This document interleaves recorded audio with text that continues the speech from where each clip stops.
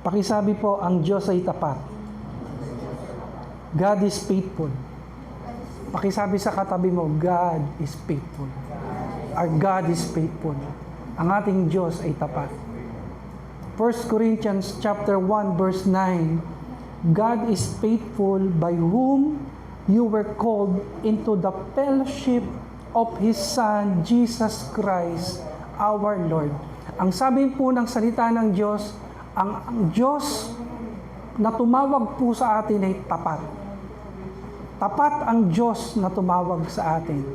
Siya ay Diyos na pumili sa iyo, tumawag sa iyo, at hindi kanya pababayaan. Pakitapik niya yung katabi mo, tapat ang Diyos na tumawag sa iyo.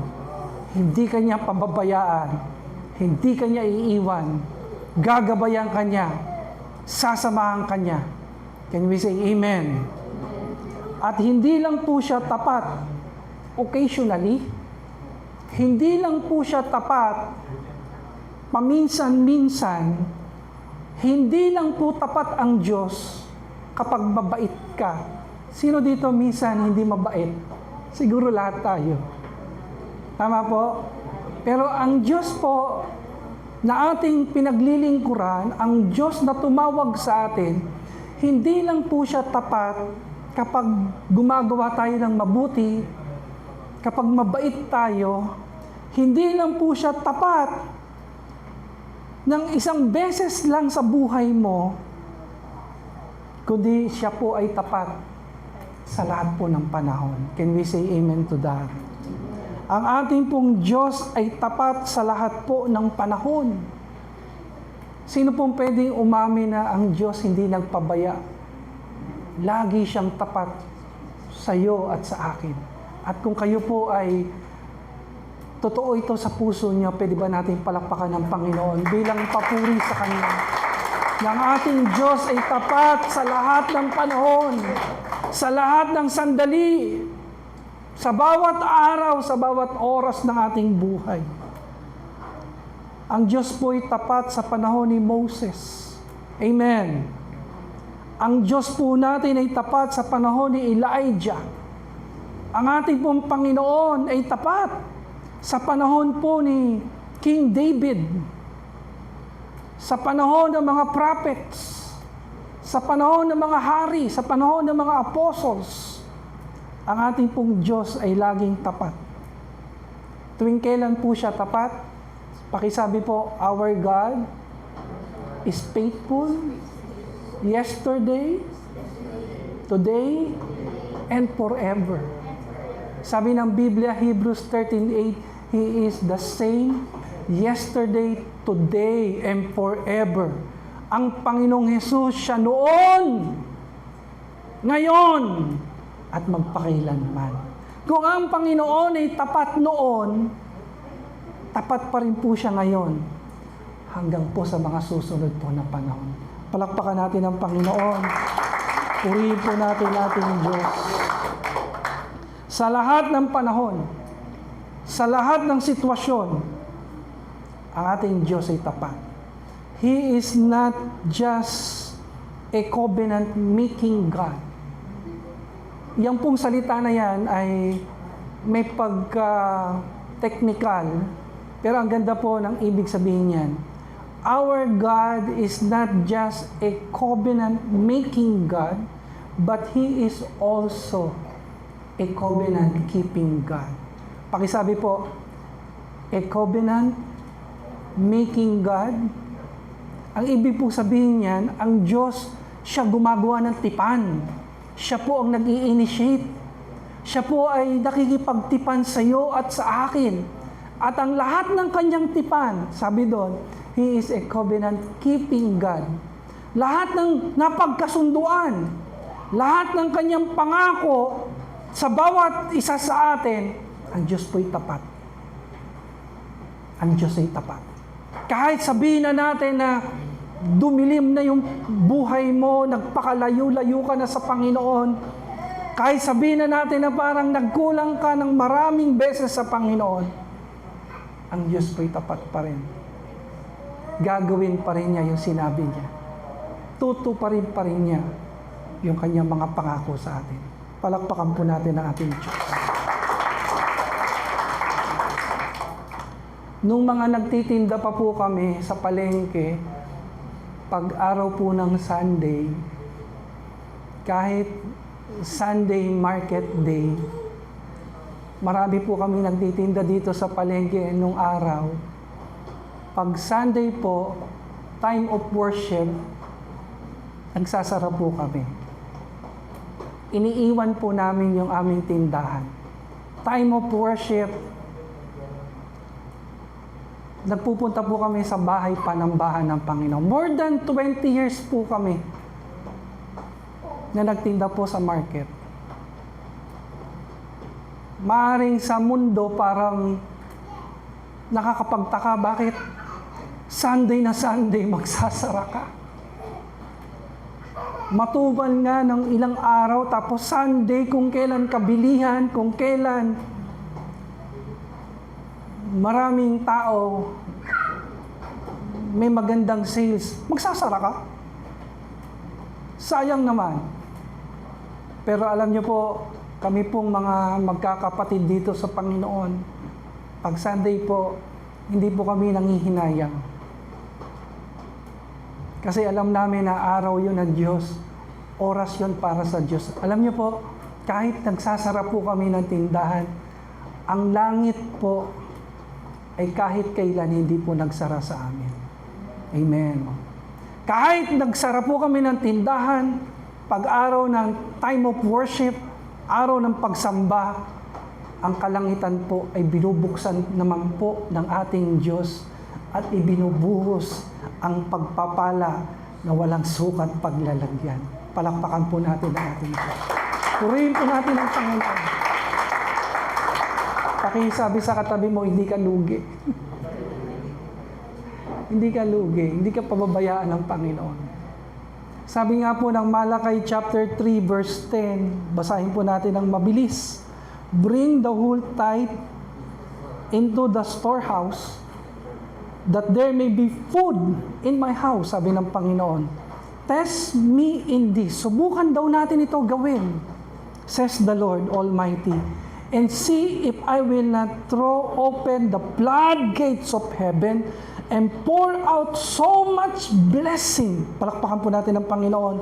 So much blessing that there will not be room enough to store it. Ang sabi po ng Panginoon, subukan daw po natin maglingkod sa Panginoon, unahin ng Panginoon, at bubuksan daw po ng ating Diyos ang bintana ng kalangitan. Pakihawakan ng mahigpit yung katabi mo at ibubuhos sa iyo, kapatid, ang pagpapala na walang sukat paglalagyan. Pakisabi sa katabi mo, Amen! I claim it! Kapag inuna mo ang Diyos, hindi kanya pababayaan. Kapag inuna natin ang Panginoon, lahat ng pangangailangan natin, ipuprovide ng ating Diyos sapagkat siya'y tapat! He is faithful, and He is faithful all the time. Amen.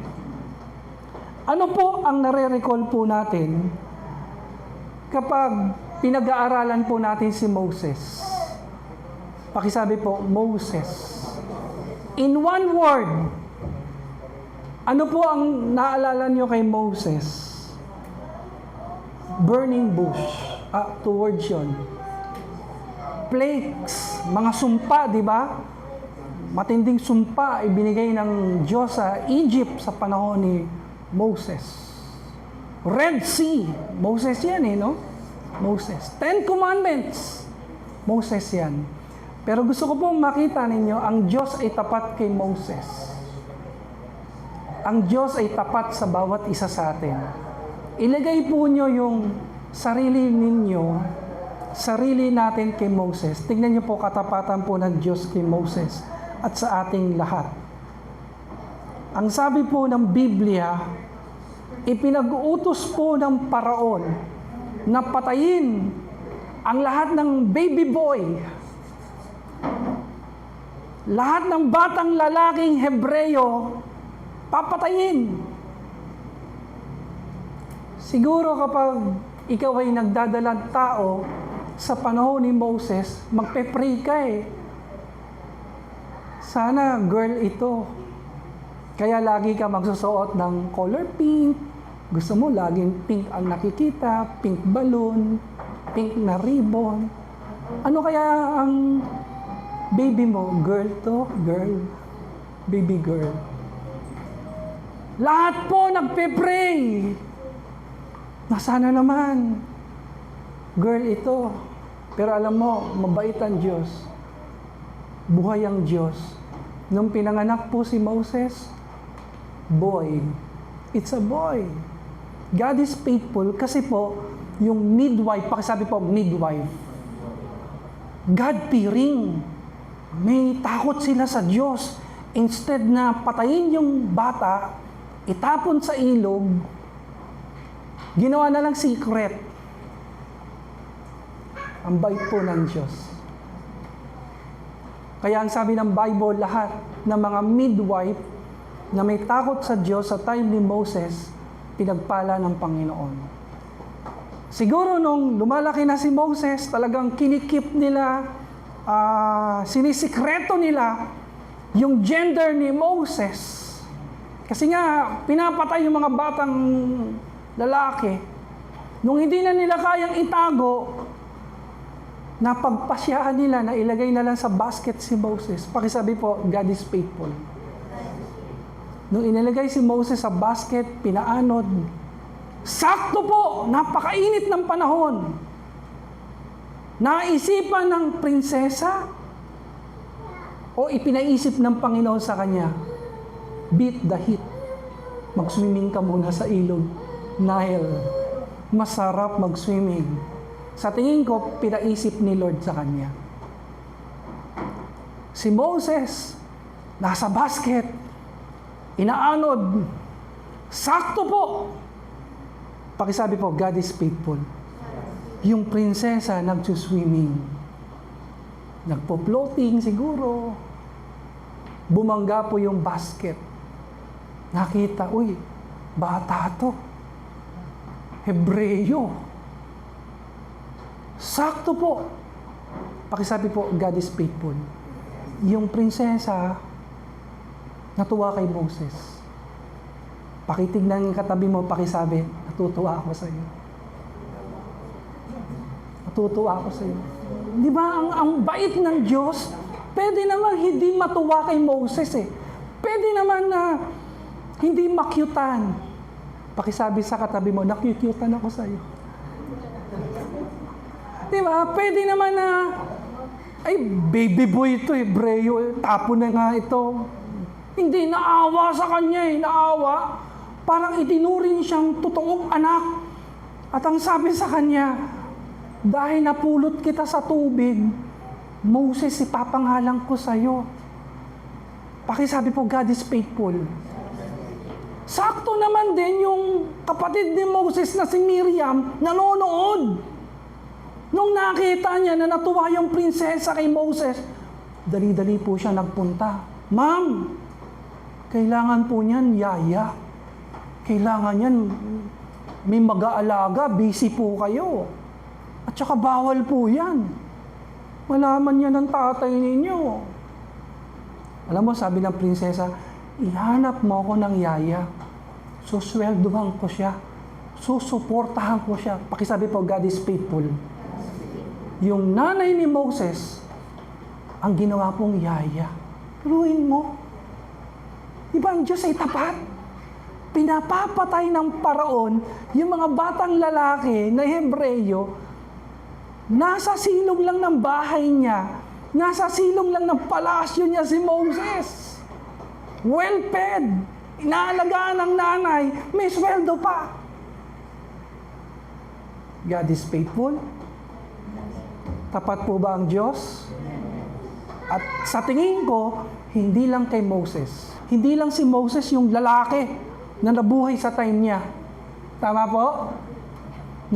Ang Diyos po ay tapat din kay Caleb. Kasi si Caleb, lalaki yun eh. Sa time ni Moses. Ang Diyos din po ay tapat sa buhay po ni Joshua. Di ba si Joshua, kanang kamay ni Moses? Maging kay Joshua tandog, tapat ba ang Diyos?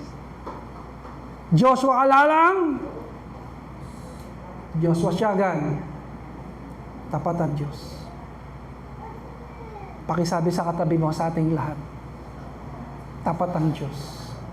Sino po dito, nung baby ka, nagkasakit ka ng malala, malubha, tapat ang Diyos na buhay tayo.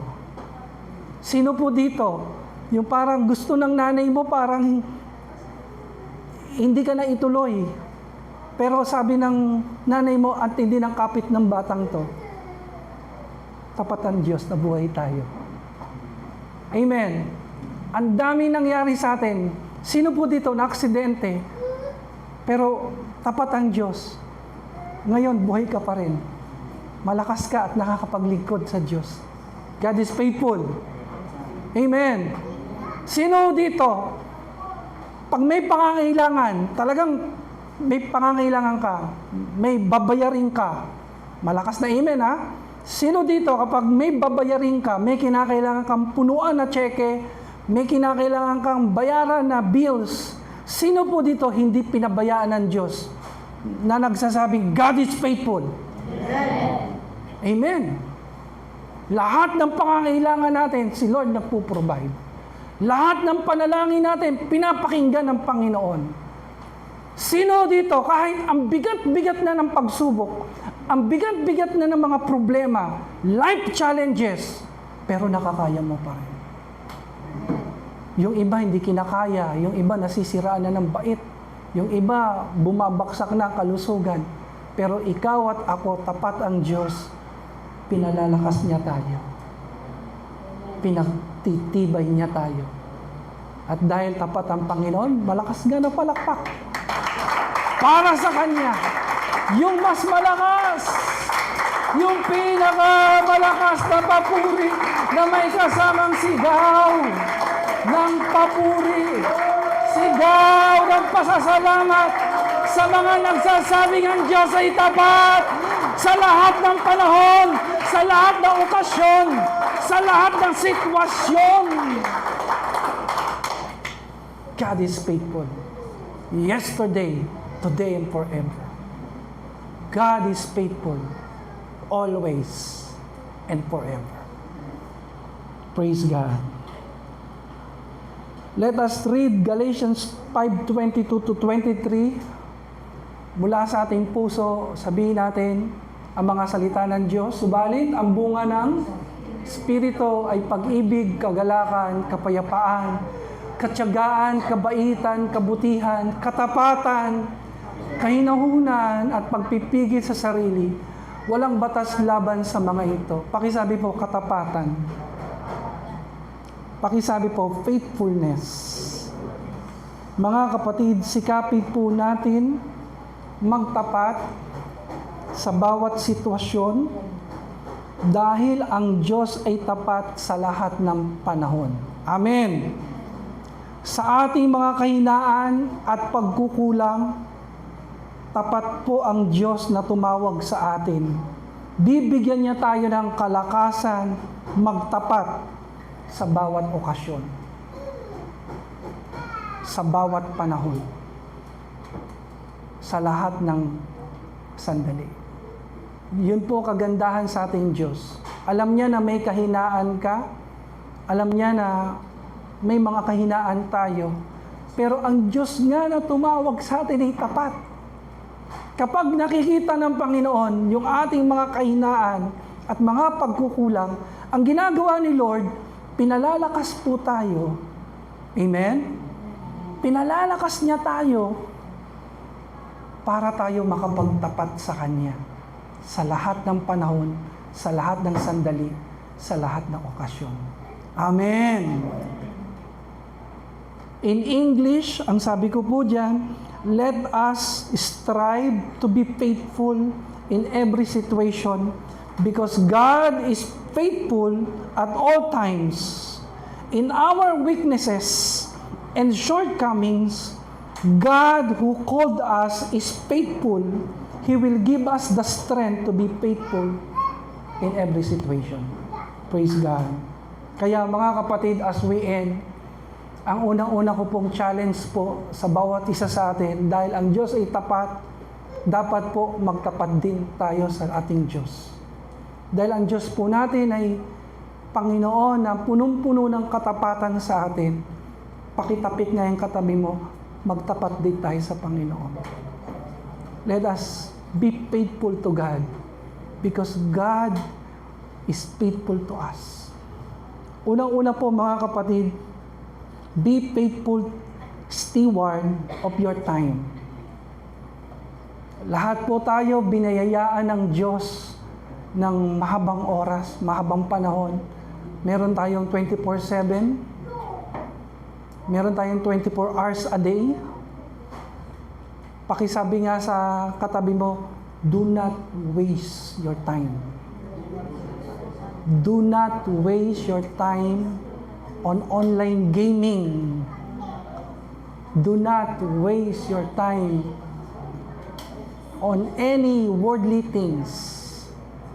Huwag kang magsayang ng oras. Amen. Para po sa mga anak po ng Diyos, bawal po ang tamad. Bawal po ang tamad. At natutuwa po ako, nasisiyahan po ako, ang bawat isa sa atin, masisipag. Kaya ang pagpapala ng Diyos, magaan sa bawat isa sa atin. Amen. Kung ang isang tao ay tatambay lang, sobrang daming nasasayang. Sayang. Kasi yung mahabang panahon ng pagtatambay niya sa social media, sa mga barkada at sa tropa, sabi mo 2 hours, 3 hours, kung ginamit niya po yun, baka lumakas pa yung katawan niya kung ginamit niya yun sa pagtataekwondo, no? 2 hours lang. Kung ginamit niya yun sa pag-e-exercise, dapat sana naging healthy siya. Kung ginamit niya yun sa pagtatrabaho o pagninegosyo, dapat sana may malaking pagpapala na yun na kanyang tinatanggap. Pakisabi sa katabi mo, huwag kang tamad. Huwag kang masyadong magtatambay sa mga bagay na walang pakinabang. Physically, financially, spiritually. Can we say amen to that? Huwag po natin ubusin ang ating oras sa mga bagay na hindi naman masyadong nakakapagdala ng biyaya at pagpapala po sa atin. Okay po ang online gaming. Okay po yan. Pero kung 1 hour ka na, 2 hours ka na dyan, 3 hours ka na dyan, araw-araw ka na lang nag-online gaming, sasabihin ko sa iyo, napakahirap magkaroon ng addiction sa online gaming. Kapag nadala mo yan sa pagpapamilya, marami pong mag-asawa ang laging nag-aaway dahil sa online gaming. Dahil sa online gaming, maraming mag-asawa ang nakakaranas niyan, minsan may naghiwalay pa. Kaya mga kapatid, dahil binayayaan tayo ng oras ng Diyos, gamitin po natin ito sa kapurihan po ng Panginoon. Amen. Gamitin po natin ito ng may magandang pakinabang sa atin at sa ating pamilya. Pakitapik nga ng malakas yung katabi mo. Hindi mo makinig ka. Next is be faithful steward of your gift or talent. Lahat po tayo, binayayaan po ng Diyos ng talent. Meron tayong skill. Meron tayong gift. Pakisabi sa katabi mo, talented ka. Meron kang gift. Gifted child ka. Blessed ka. Meron kang mga kaloob. Yung alam mo, hindi namin alam yan. Kung saan ka magaling, hindi kami dyan magaling. Bawat isa sa atin may galing. May galing po tayo na binigay ng Panginoon. May skill po tayo, may kaloob po tayo. At darating ang panahon, haharap tayo sa ating Diyos. Haharap tayo sa Panginoon at ipagsusulit natin yun. Kung yung mga talent na yan, yung gift ba na yan, ginamit natin para kay Lord. Amen. Sino po dito hindi niya ipagdadamot yung talent niya? Taas ang kamay. Ipapagamit niya yung gift niya, yung skill na meron siya para sa Panginoon. Amen. Marami pong testimonies, marami pong mga patotoo, mga dating mahiyain, parang walang talent, pero nung nag-serve sila sa church, nag-serve sila sa Panginoon, pinagamit nila yung kanilang buhay. Pagkalipas ng panahon, ang dami pong mga na-develop na skill. Maraming na-develop na talent. May isang kabataan, lumapit sa akin, Pastor, wala po akong alam. Pero gustong-gusto ko pong maglingkod. Ang tanging alam ko lang, mag-drive. Ipagdadrive ko kayo, Pastor. Tamang-tama po, bagong-bago yung sasakyan. Alam nila Sister Christian, nila Marivic, lahat ng Bible study na pinupuntahan namin, siya po nagdadrive. Dito sa Silang, sa Cavite, hanggang sa malalayong lugar, siya lagi nagdadrive. Yun yung kanyang paglilingkod sa ating Diyos.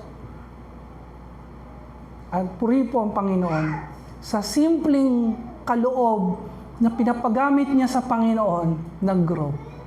Sabi nga kasi ng Biblia, ng ating Panginoon, kapag mabuting katiwala ka sa maliit na bagay, pinagamit mo yan sa Panginoon, pagpapalain yan ng ating Diyos. Palalaguin. Sa kanyang paglilingkod sa Panginoon, marami po siyang natutunan. Marami siyang natutunan. Amen. Mga instruments, tumutugtog, pagpapaawit, unti mo pagpipreach. Sino po medyo mahihain dito? Mag-serve ka kay Lord. Pag nag-serve ka sa Panginoon, maraming bagay na ituturo sa iyo si Lord. Magugulat ka na lang. Amen. Taas nga ang kamay ng mga may gift, talented. Paggamit mo yan kay Lord. Pag pinagamit mo yan sa Panginoon, lalo lalakas yung church, lalo po tayo pagpapalain ng ating Diyos. Palakpakan po natin ang Panginoon.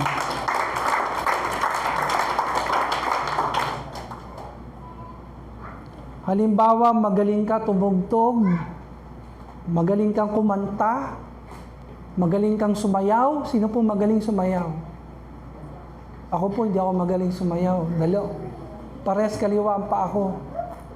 Magaling kang sumayaw, magaling kang umarte. Sino dito magaling umarte? O maarte? Magaling kang umarte o maarte ka? Magaling kang mag-model, magaling kang magdamit, paggamit mo yan sa Panginoon, magaling kang magluto, magaling kang magpatawa. Ano man yung talent na meron ka, tapikin mo ngayon ng malakas ng 2 beses yung katabi mo, paggamit mo yan kay Lord.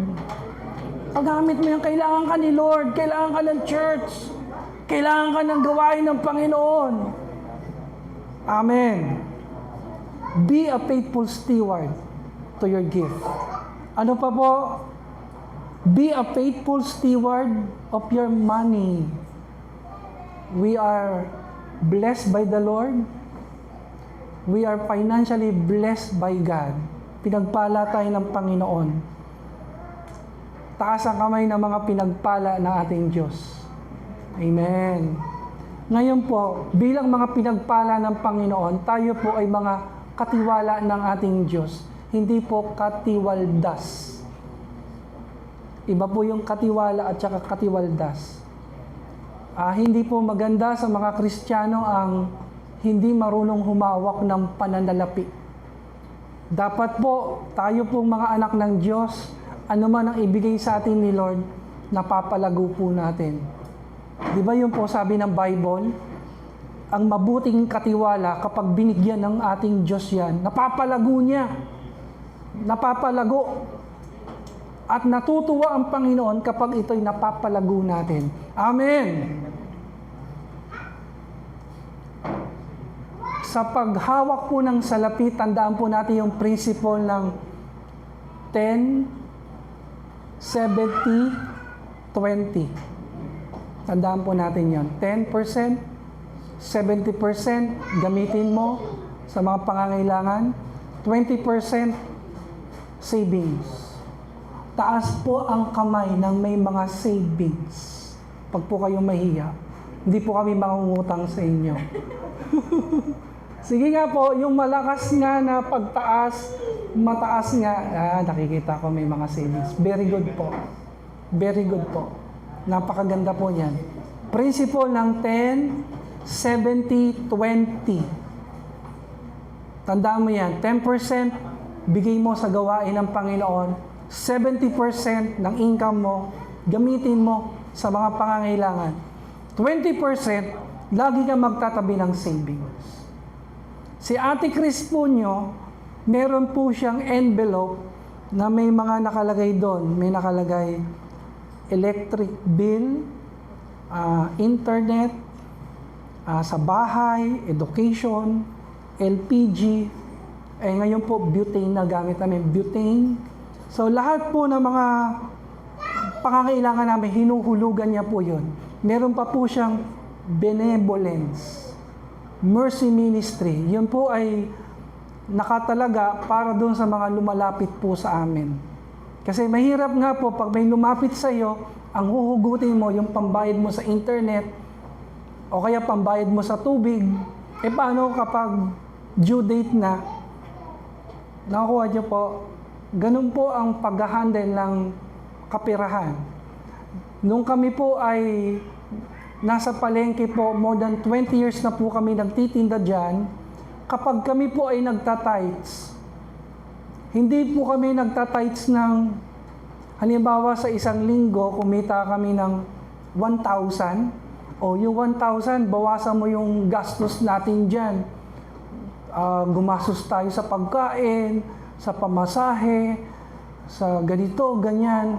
Magkano natira? 200 o 20 kay Lord. Hindi po ganun ang pagtatights namin. Ang pagtatights po namin, ganito. Bawat benta po namin, bawat piraso. Halimbawa, Monday, kumita kami sa blouse ng 50 pesos, 5 pesos kay Lord. Kumita kami sa pantalo ng 100 pesos, 10 pesos kay Lord. At ito total po namin yung Monday na tithes, Tuesday, Wednesday hanggang Sunday. Yun po yung pinaka-total tithes po namin for 1 week. At sa pamamagitan ng ganung paraan, hindi namin nadadaya si Lord. Hindi namin siya nakukupitan. Nakuha po natin. Kaya habang lumalaki po yung sales namin, lumalaki po ang aming tithes. Pakisabi sa katabi mo, we are faithful. Even in our tithes. Because God is always faithful to us. Amen. Bibigyan po tayo ng Diyos ng kalakasan na gawin po ito. At makikita niyo po ang rumaragasang pagpapala ng ating Diyos. Malakay 3:10 ang sabi doon, bubuksan niya ang durungawan ng kalangitan at ibubuhos ang pagpapalang walang sukat paglalagyan. Amen!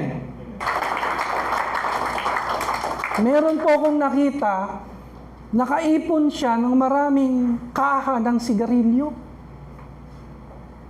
Napakadami. Kaha ng sigarilyo, naipon niya. Sobrang dami. Ewan ko, sabi ko, sa dami-dami nang iipunin ng taong yun, bakit mga kaha pa ng mga sigarilyo inipon? At ngayon po, nanghihinayang siya. Sabi niya, sayang. Kasi nung kinonvert niya, tinotal niya kung magkano yung dami ng kaha na yon, dami ng sigarilyo na yon na ginamit niya, sobrang laki ng pera. Pakisabi po, sayang. Sobrang sayang. Hindi po siya good steward. Di ba? Wala na siyang ipon, may sakit pa siya. Wala na siyang savings, hindi na siya nakapag-ipon, ngayon po, may malala pa siyang sakit. Pakisabi po, sayang. Mas maganda po, mag-ipon po tayo ng kayamanan sa langit. Mas maganda po, mag-ipon po tayo para sa ating future. Mas maganda po, mag-ipon po tayo ng paglilingkod sa ating Diyos at pagpapalain tayo ni Lord. Amen. As we end, ang sabi po dito, be faithful steward of your relationships. Sa Facebook natin, may nakalagay, status. Ano po nakalagay? In a relationship. Alam niyo po, tayo po na nasa relationship, tayo po na may asawa, may kabiyak, tayo po na may boyfriend, girlfriend, katipan, tayo po na may kaibigan, tayo po na may kapatiran, relationship yan eh. Kapatiran, relationship yan. Pakihawakan ngayon katabi mo, magkapatid tayo sa Panginoon. Hindi lang kita kapatid, kapatid pa kita sa Panginoon.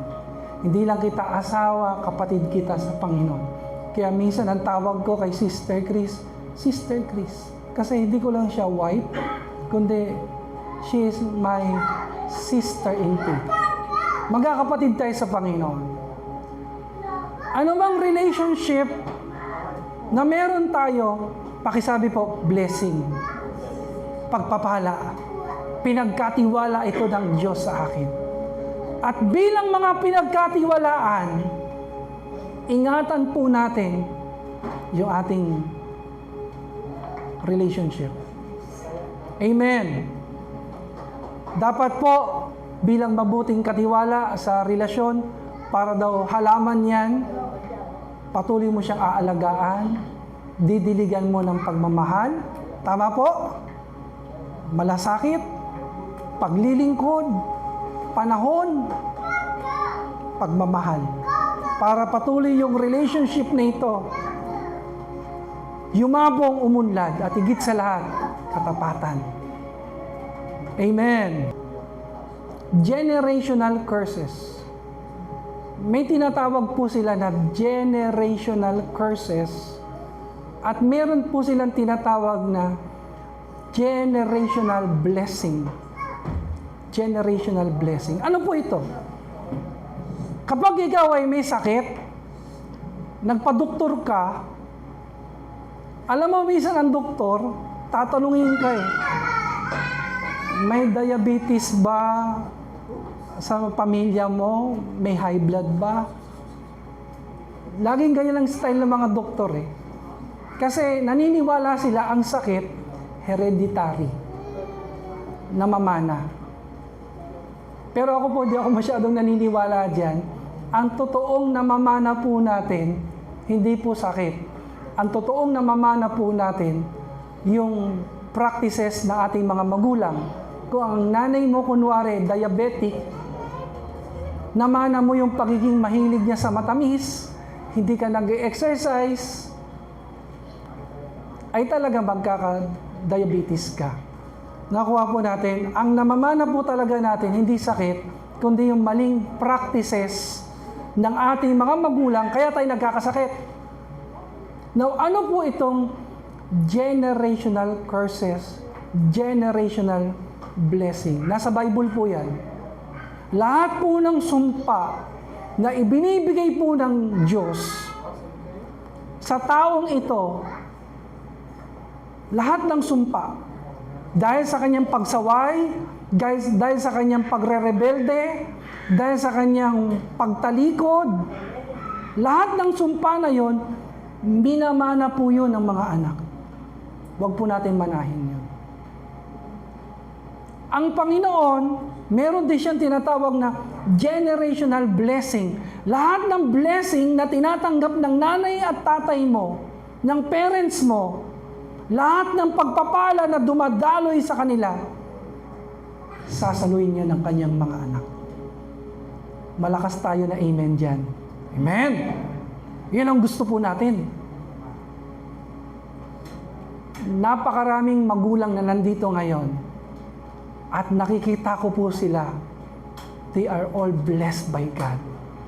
At wala kaming ibang panalangin kundi masalo ng aming mga anak yung pagpapala. Kasi kami, hindi naman kami magtatagal dito eh.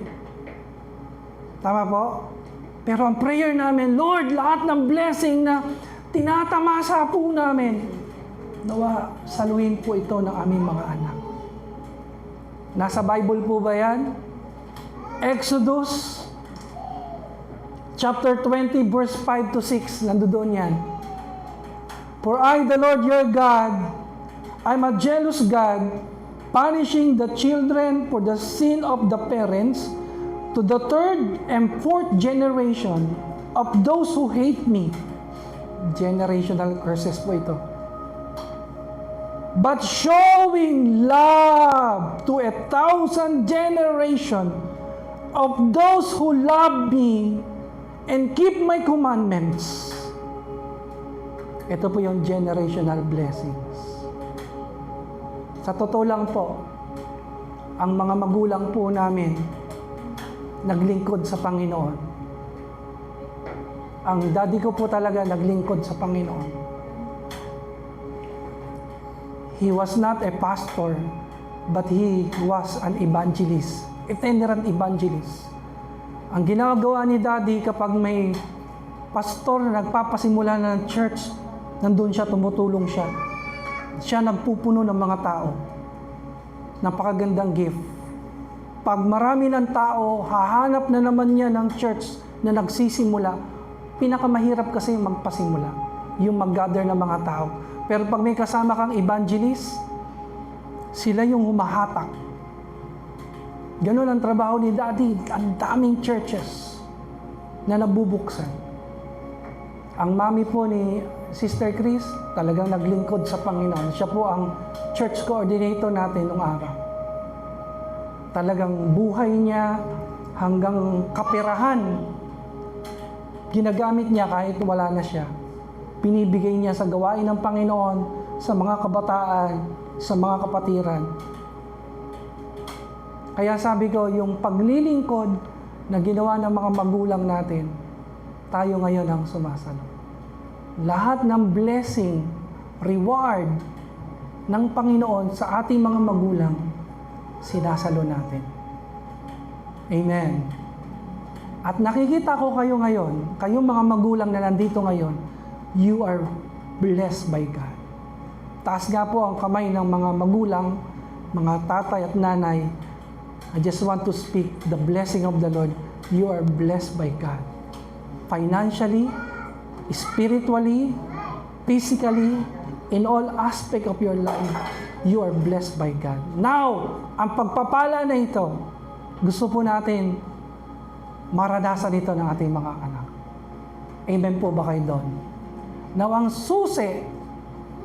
susi para masalumo yung pagpapala sa paglilingkod ng mama mo, ng papa mo, simple lang po, be faithful. Maging tapat ka sa Panginoon. Kung magtatapat ka, katulad ng nanay mo, ng tatay mo, sasaluhin mo ang pagpapala ng Diyos. Walang sumpa, walang curses.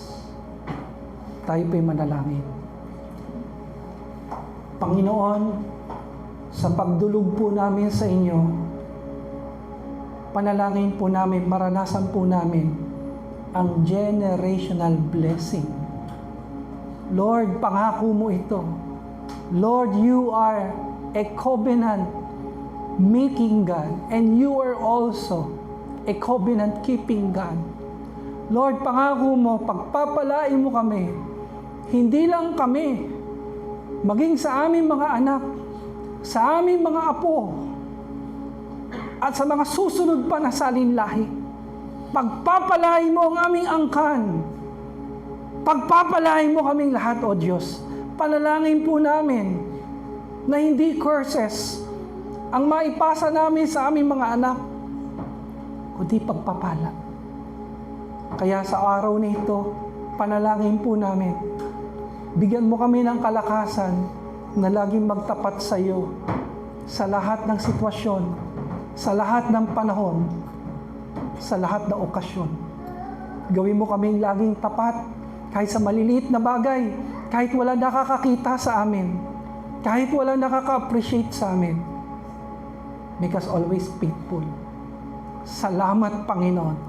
Tinatanggap namin ngayon ang pagpapala para sa mga pangako mo sa mga nagtatapat sa iyo. Sa pangalan ni Jesus. Amen.